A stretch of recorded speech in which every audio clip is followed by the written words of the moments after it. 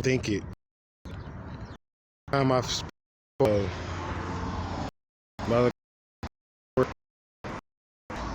stress of this, me.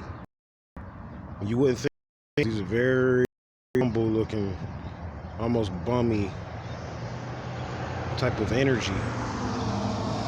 He's always stressed the importance of money and metaphysics and how if you're not in tune with money and if your money situation isn't intact and in balance, how you can't make it through certain initiations.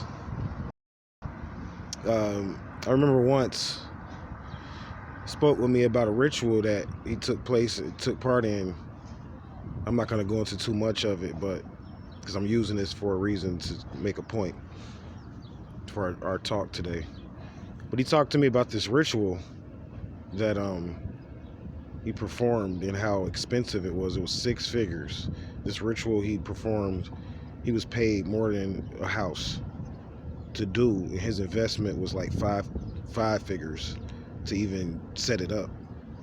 But he was paid like 6 figures. I'm not gonna go into the exact figures or whatever, but I'm pointing that out because people take this very lightly a lot of times, and they feel as though, like it's like a job or it's fun, and it is fun too. And but it's serious though because it's a lot of karmic repercussions with the occult, especially if you're not in tune with karma and you don't understand what karma is. There's a lot of repercussions with this thing. And I was doing some teaching earlier and come to find out, I mean, of course I'm a sovereign, so I can't be charged for certain stuff, but to this particular agent, I didn't know he was an agent that was listening. He considered what I was talking about as drugs. Like, he considered my teachings, like he's listened to some other stuff that I've done, and he considered what I teach as like smuggling drugs, like seriously. And it's helping me to understand these tiers and these levels and why the Freemasons charge fees and things of that nature to move up now. However, the secrecy aspect of it is killing a lot of people because of the fact that on certain levels of initiation, we're taught as Moors that you have to speak as an art of warfare and defense. And of course, that takes you into even higher tiers because this is when your word becomes flesh. It says, in the beginning was the Word, and the Word was with God, but then it became flesh. And this takes you into experiments of shaping the world stage and cloning and things of that nature. And this could even take me into conversations that I've had with top flight scientists that studied up under Tesla, teaching you how to clone and do certain things. So I'm just pointing this out that, like, make sure that each time you do your ritual, each ritual you engage in, make sure that you figure out the financial fee for it.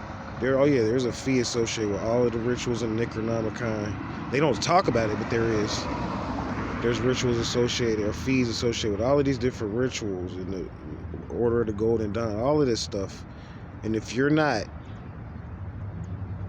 could be a poor righteous teacher in D and in as far as capital, that means you're rich. But in reality, you have to have something, because if you don't, there's a dark component associated with this, or a dark entity that will begin to disturb your life and will begin to put lots on you, is what it's called, or liens on you, financial deity or entity.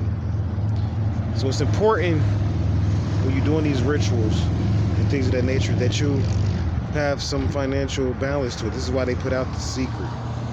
The Secret was actually paid me a nice fee for a contract because of some stuff that I invested in with them 10 years ago, to continue to even keep talking about this, because of how the consciousness and awareness of finances is dwindling, especially when it comes to metaphysics.